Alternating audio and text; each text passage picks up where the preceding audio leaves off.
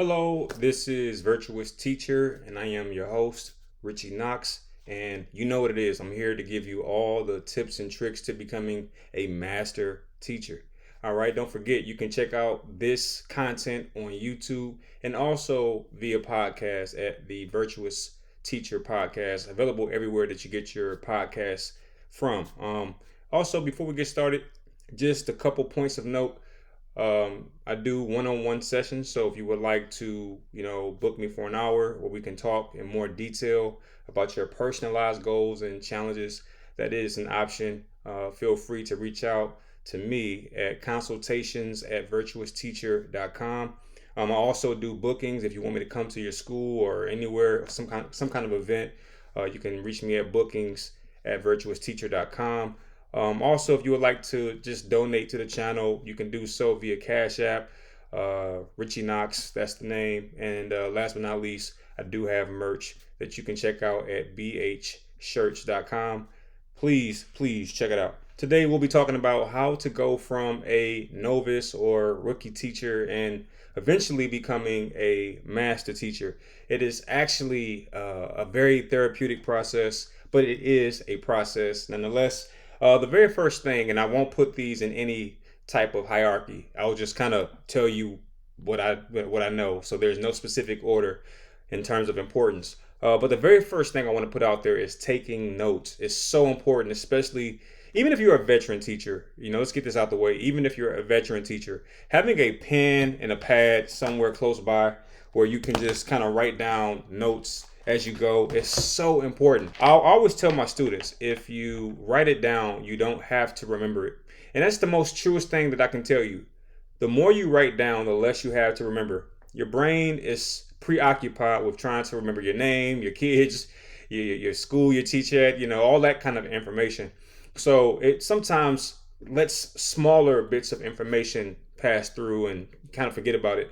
But if you write it down, you don't have to remember it. And I have a little secret. One of the things that I do often is I will take notes about what I'm going to do for that day. Even though my procedures haven't really changed over the last 14 years, I'll still write down, okay, take attendance, address materials, so forth and so forth and so forth, or clean up time. I'll still write these things down because you'll be surprised in the mix of a day just how fast you can just lose sight of what's going on. So taking notes, and you might be wondering, what do you take notes about?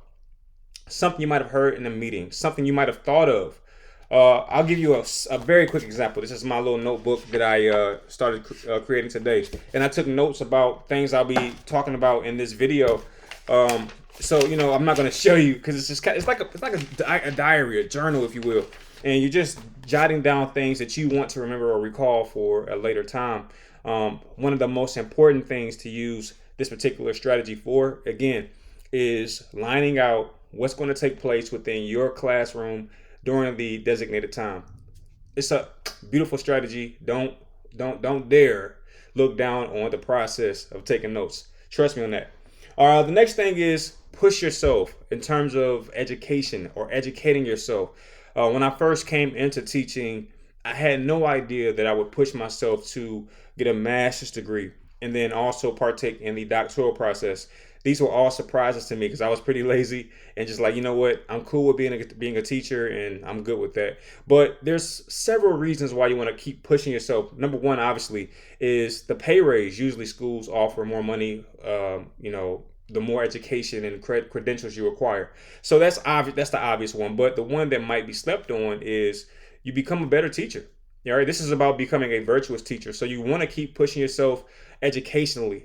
If you don't want to go back to school, I can totally understand that. But at least, consider looking into reading content about education. For me, it was a no-brainer. Go back to school because if I'm going to read content, I want to make sure that it serves me later down the line. And certainly getting my master's and going back to school for my doctorate did exactly that.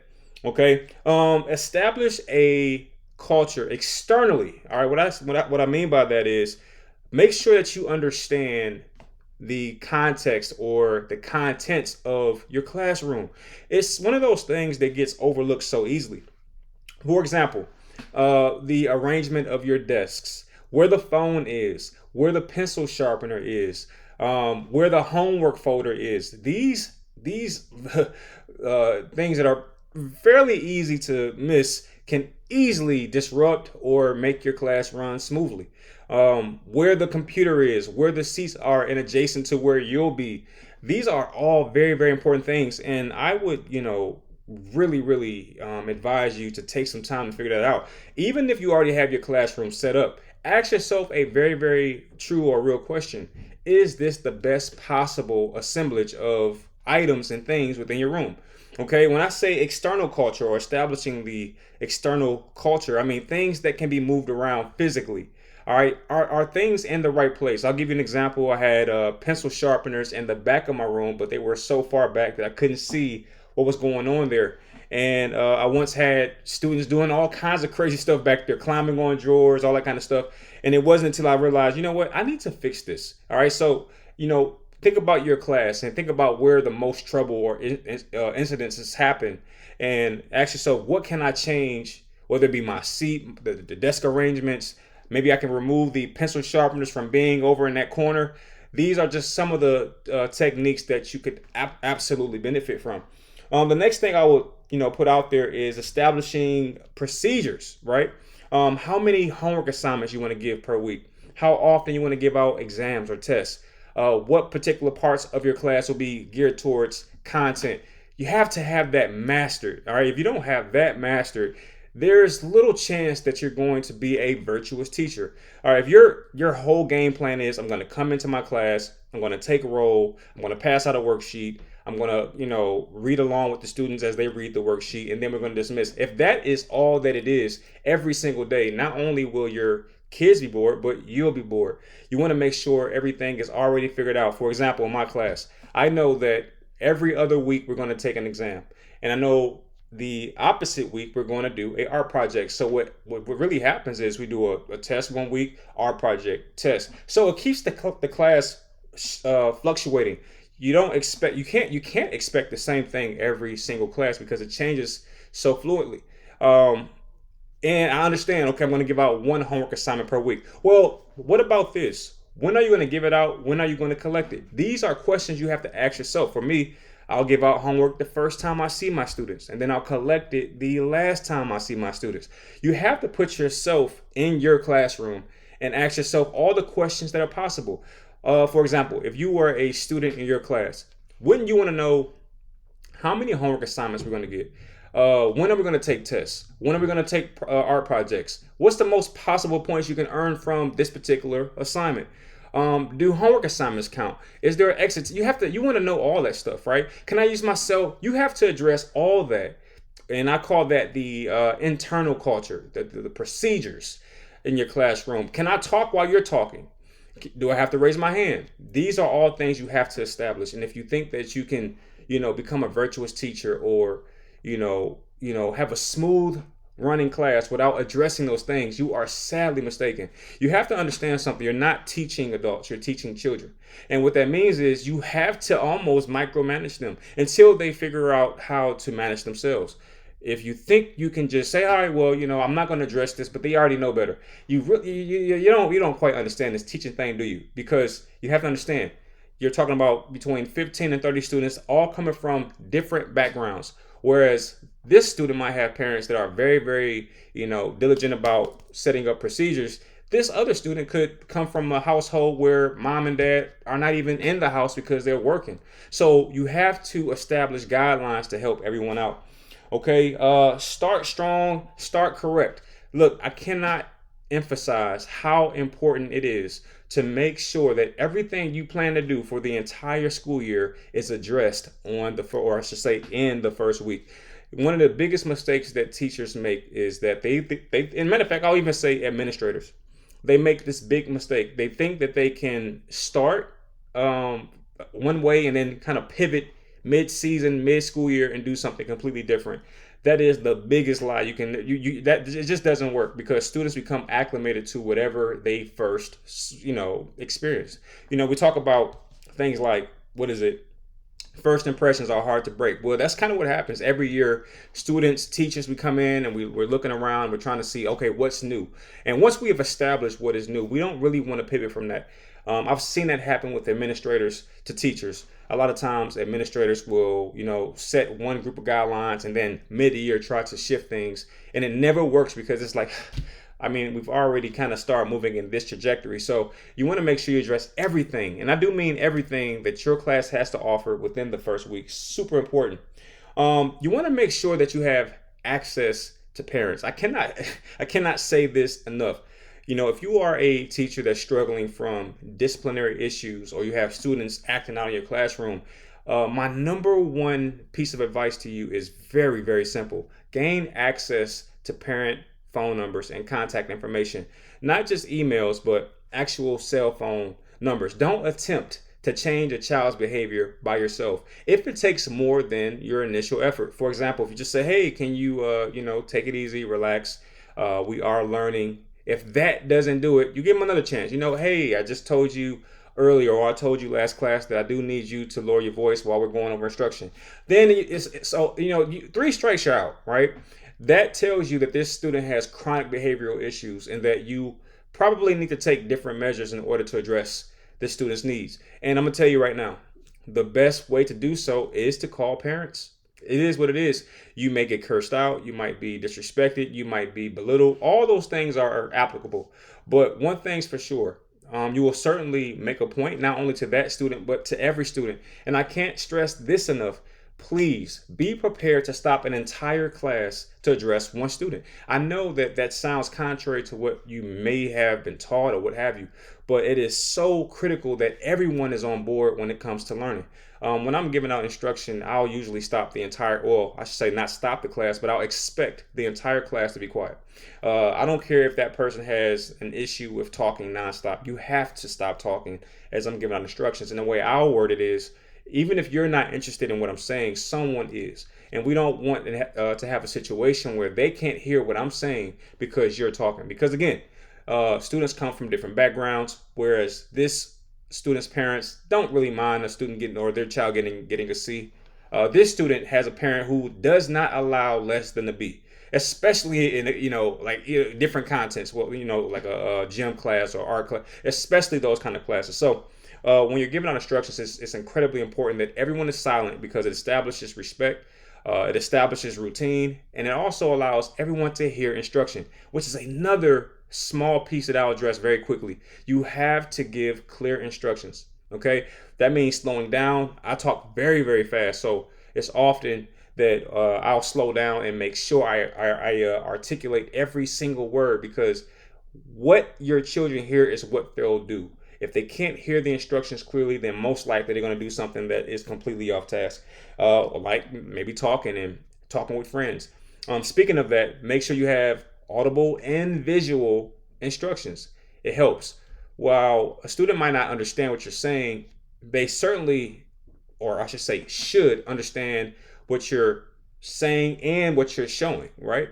Vice versa. Sometimes something visual on the screen just doesn't connect, but just hearing it does. So I would say always teach your lessons, give your expectations both visually and audibly. Okay. Lose the emotion.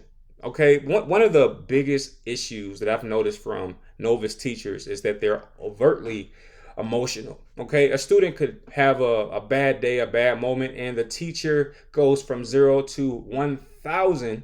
All right. They're yelling, they're screaming. The minute you scream in your class, you lose all leverage, you lose all power. It's one of the worst things you can do as an educator. Do not lose your cool.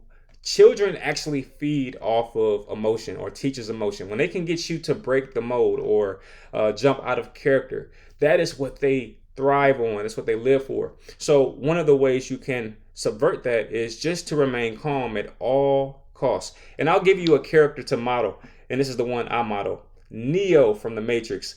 There were shots being fired at him, and what did he do? He just kind of leaned back and just kind of let the bullets pass by. He just stayed cool, and that is one of the secrets to the way I operate. No matter what's going on, I want to remain calm. I want to remain balanced and even. And usually I'll leave that situation or that classroom the victor. I would say always, because I'm that guy. But I'll always win when it comes to a child because they are often acting emotionally, whether it be behaving poorly or what have you. They're acting emotionally, but I want to make sure I'm acting from a space of intellect or logic. And you should beat a teenager, whatever grade you teach or age level. You should be able to outwit them, outthink them, and they should certainly not be able to do that to you. I've seen teachers just lose all emotion, storm out of the classroom. The minute you do that, you're done. You might just go ahead and go to a different place. I don't mean that literally, but I kind of do. Okay, you just want to keep yourself calm. Okay, and also on that same note, do not lose control of yourself, of your classroom. Don't let your nerves take over. You want to make sure you remain prepared, remain calm. One thing that is absolutely certain is randomness. All right, within the classroom space, you just don't know what's going to happen, and a lot of things could happen. A kid could urinate on themselves, depending on the age level you teach. An announcement can come on, a fire alarm or a fire drill could happen. A bird can run its beak into the window. I mean, it's so random sometimes, the things you deal with. Your technology could break down. So you don't want to lose control. You want to stay in control, understanding that randomness is a part of the job. And I'll say this, just take a deep breath, and I don't mean this in a bad way, but you're going to get paid no matter what happens in this 55, 60-minute class. Now, that doesn't mean take advantage or abuse or anything like that. What it means is relax. You're not being paid based on, how well you do.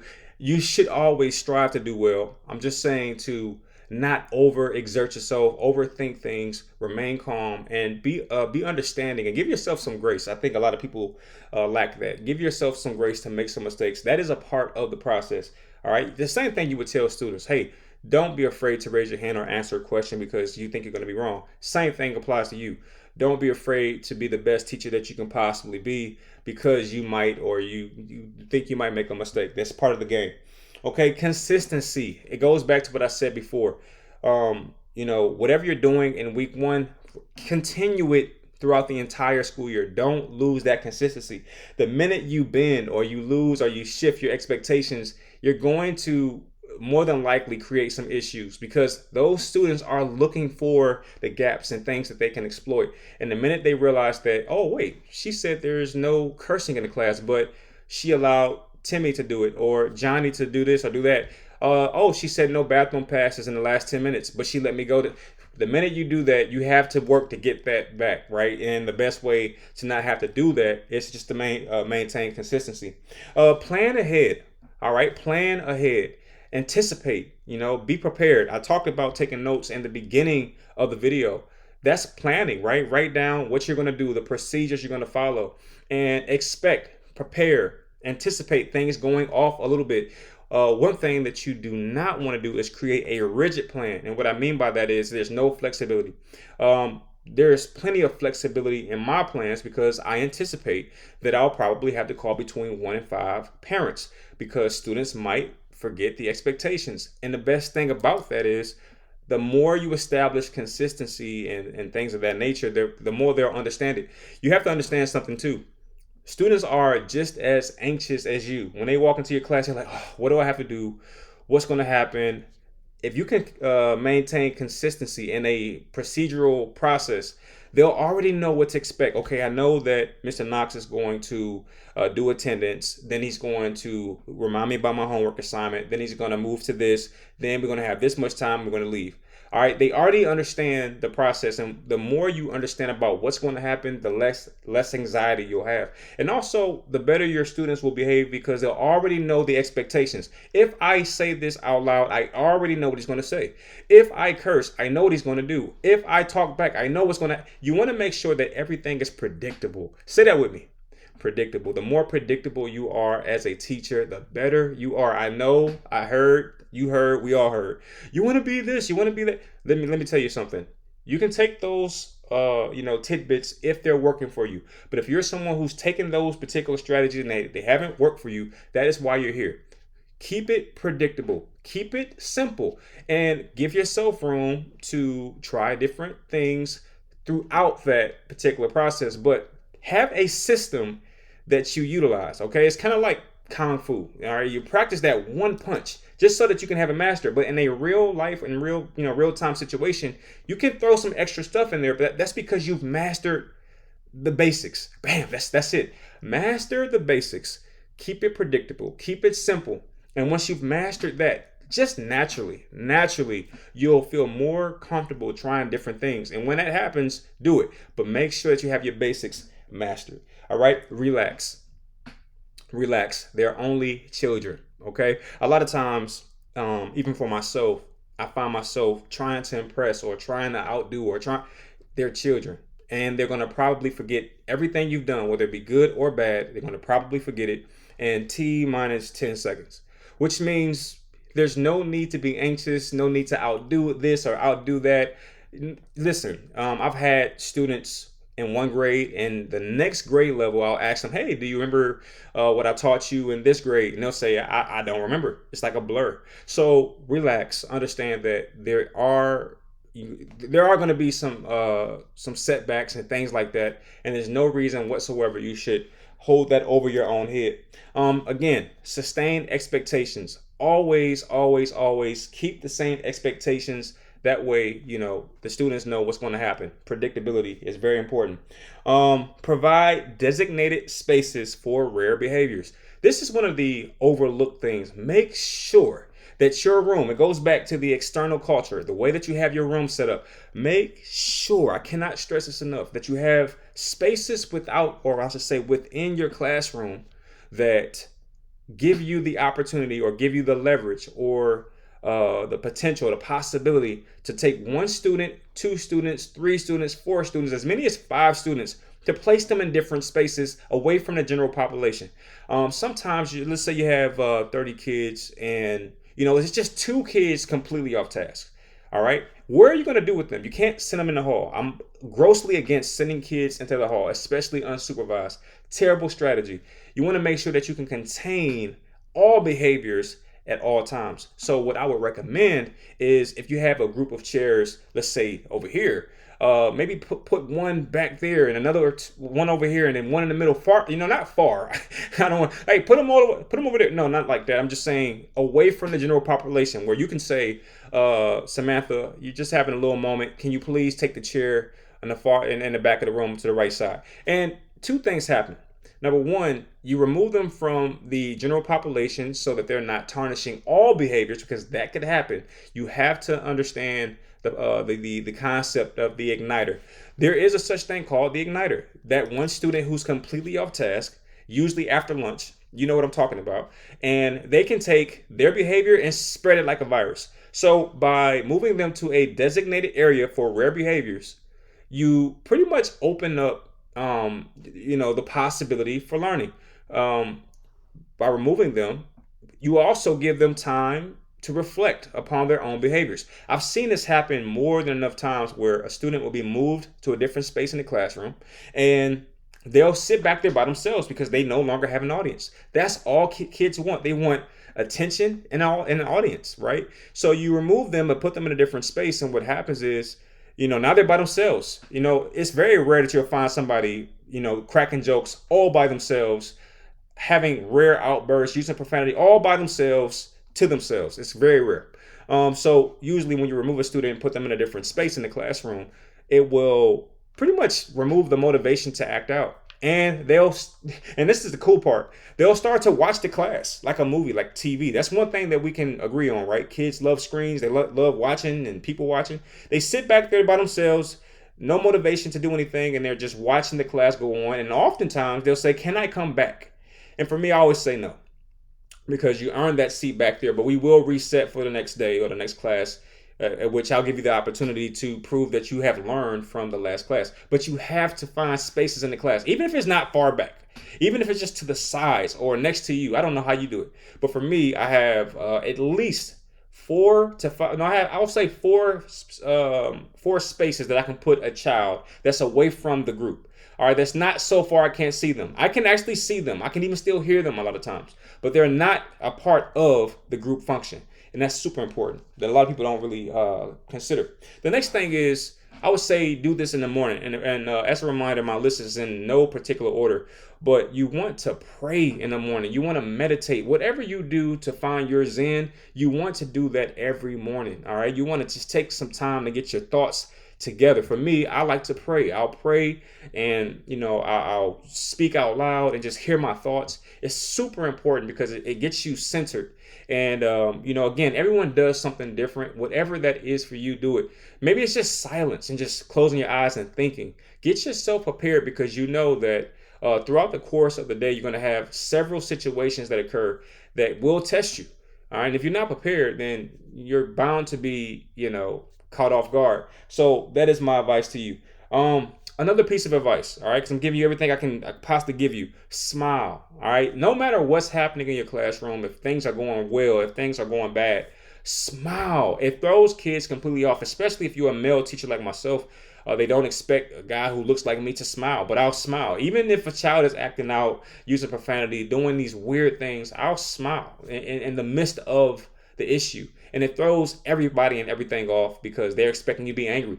The best time to smile is when a child is being antagonizing. They're trying to get you off your rocker. Again, children feed off of making you break the fourth wall or break your character. All right. But if you can smile, no matter what's going on, like, okay, well, look, you're having some issues today. Can you mind going to the back? And they crack a little joke. Let's say they call your shirt this or that. It's like, all right, that's fine. That's fine. It's okay. I understand. I got it. The worst thing you can do is argue back and forth with a student. The way that I handle that, smiling and agreeing. And in fact, this is a really huge one. Take paper and document. I talked about taking notes and having a game plan. Well, guess what else you take notes on? When a student is being disrespectful or, doing things that disrupt the environment, take notes because you might have to do a write-up. You might have to communicate those things to a parent. Take notes. What is smile on your face? I can't say that any clearer. One of my final, and I should say my most extreme strategies is not to eat. I know that sounds crazy, and I know you probably won't take this piece of advice, but I still have to offer it for the extremists out there. And that is do not eat. Okay, throughout the school day, what happens is you eat, and I don't know about you, but for myself, when I eat, I get kind of sleepy. I start to lose some of my sharpness. And for some people, it's the opposite. When they don't eat, those things happen. But for me, I've trained my body. I used to watch Survivor a lot, and I would see these people live in the jungle for 30 days with just eating rice and an occasional meal. And I wondered to myself, how are they able to do that? But you'll notice once you start doing something to this effect that you're gonna remain sharper. You can have a little crash in the middle of the day. For myself, sometimes I'll go in my car, just take a little nap in my little 30 minutes that I have. So you can do that. That's not breaking the rules. You're on your lunch break. You can do what you want to do during that time. But anyway, I don't recommend eating because eating can throw you off. You eat a big old sandwich in the middle of the day, and then your kids come in, they're off task, they just ate, and they're worst of the day as far as their behavior is concerned. Because I believe that the sugar and the sodium and the chemicals in the food does have these things that kind of swap and warp your psychology a little bit, and you see it in the kids after lunch. Most likely you see that just like I do. But anyway, I would recommend not eating until the kids are out of your sight. So that might look like waking up, going to work, having a full day, and then when the kids leave at 3:00, having a little bite of something, or going to get something, or waiting till you get home. You might think that's impossible, but I've done it for 14 years. I don't eat during the school day. And I'll tell you some benefits of it. Number one, you pretty much stay as calm as I sound right now. You never get too high or too low, simply because you just don't have the energy. You don't have the energy to argue back and forth with a student. You're like, you know what? Are you done? Is there anything else you would like to say? All right, okay, I look like a Snickers. Is there anything else? You don't have the energy because you haven't eaten. That's an extreme strategy, something that I don't expect anyone to take, with the exception of maybe that one person that's really trying to master this thing called teaching. That is one of the strategies that I recommend. A second thing that happens when you don't eat is that you save money. How about it? You're able to retain the money that you're spending every day on McDonald's. Oh yeah, let's talk about the obvious. You lose weight. How about it? All right. So it's so many benefits to not eating, but I would say for the purpose of this video, one of the biggest benefits is that you'll remain calm by default. Okay, so those are some strategies that I wanted to share with you. I hope that they were helpful. I think that they were. I felt like I've heard myself back, and I'm listening, and I'm like, okay, these are very helpful tips. Okay, I'm going to continue this. I got more things I can offer. You know what to do. Like, subscribe, comment, check out the podcast. Tell another teacher that these strategies help. Share the video, share links, do everything you possibly can to help, because I'm just trying to help as many people as I can. I've been in the game for 14 years. I've been told on numerous occasions how I have the best behaved students in the school.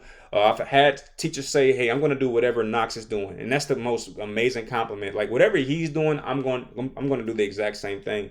All right, so these are just a couple things I'm putting out there.